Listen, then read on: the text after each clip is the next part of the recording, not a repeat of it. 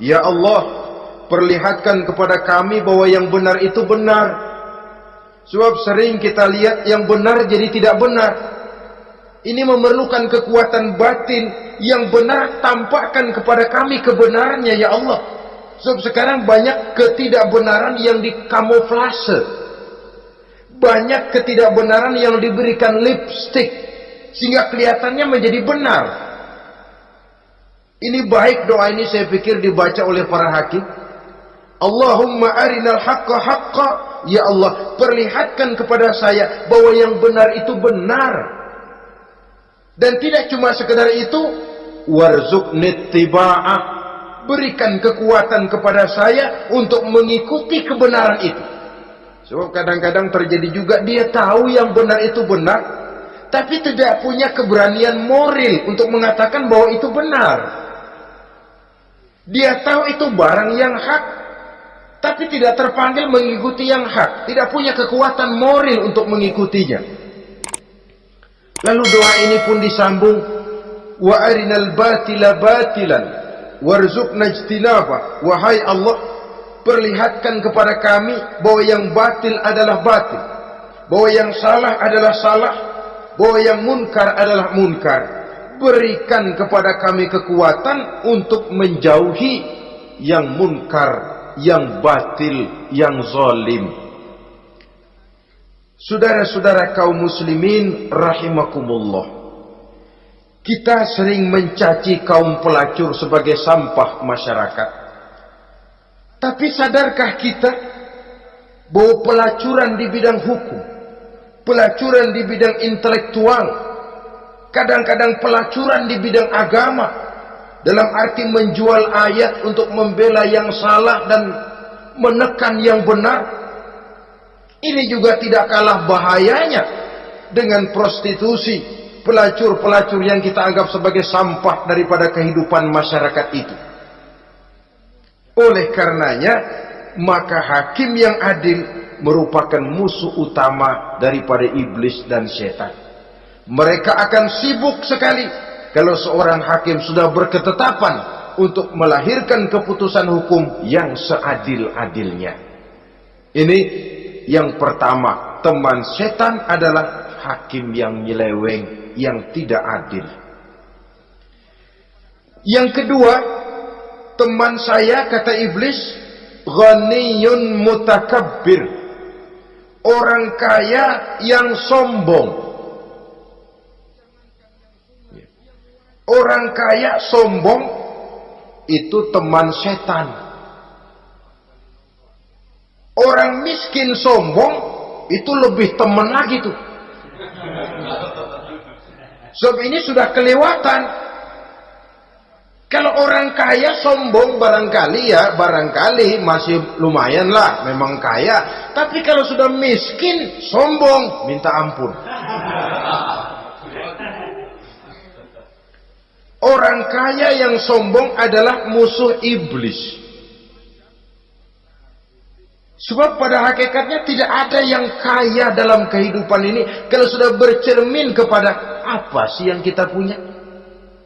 Nabi Sulaiman karena merasa menguasai antara masyrik dan maghrib, satu hari pernah mohon izin kepada Allah. Ya Allah, saya mohon izin kepadamu untuk memberikan makan kepada seluruh makhluk-makhlukmu sekedar satu hari saja. Baik. Satu hari Nabi Sulaiman mau menjamin menanggung makannya semua makhluk. Karena merasa kaya. Baik, kata Allah. Lalu sibuklah Nabi Sulaiman mengadakan persiapan. Seluruh bala tentaranya, jin, binatang dikumpulkan, mengumpulkan makanan yang sebanyak-banyaknya, diatur di satu lapangan yang sangat luas. Sebab ini yang mau makan tentu tidak sedikit. Nah, sudah selesai persiapan, kata Allah, sudah selesai Sulaiman? Sudah, ya Allah. Nah, aku mulai dari makhlukku yang paling di bawah, ikan. Ikan Nun dipanggil oleh Allah. Rezekimu hari ini mau ditanggung Sulaiman. naik, makan. Naik ikan ini. Sekali makan seluruh persiapan habis.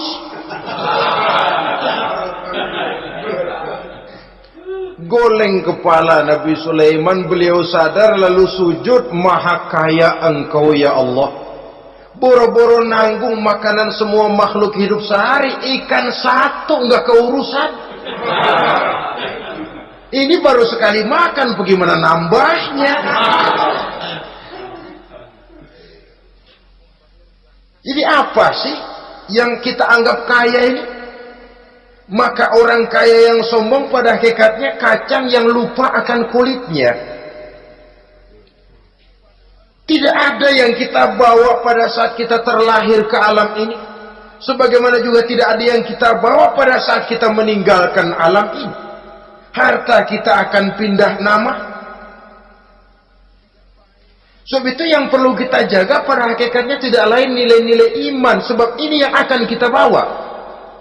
Cuma ironinya, karena iman itu abstrak, bukan benda, orang yang kehilangan iman tidak pernah ribut.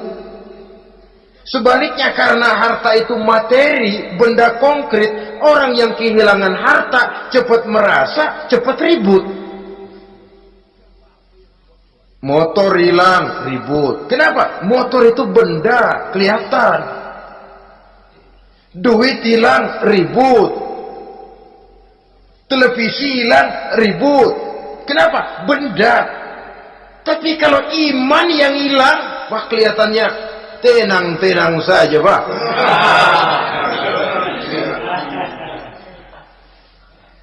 Padahal ini usaha iblis, bagaimana orang kehilangan iman menjadi kafir, masuk grup dia untuk menemani dia di dalam neraka nanti.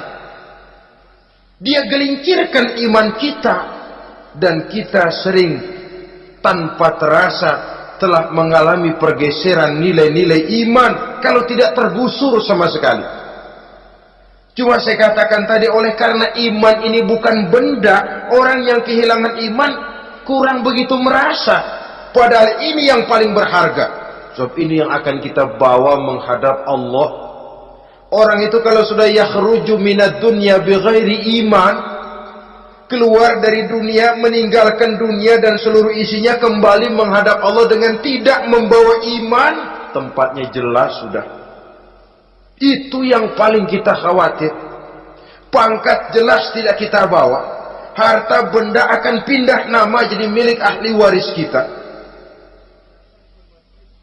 Tiba-tiba iman yang cuma satu itu tempat kita bergantung, hilang juga dari diri kita. Dengan apa kita mau menghadap Allah? Dan kemalangan apa yang lebih besar dari orang-orang yang telah kehilangan iman pada saat dia menghadap Allah Subhanahu wa ta'ala.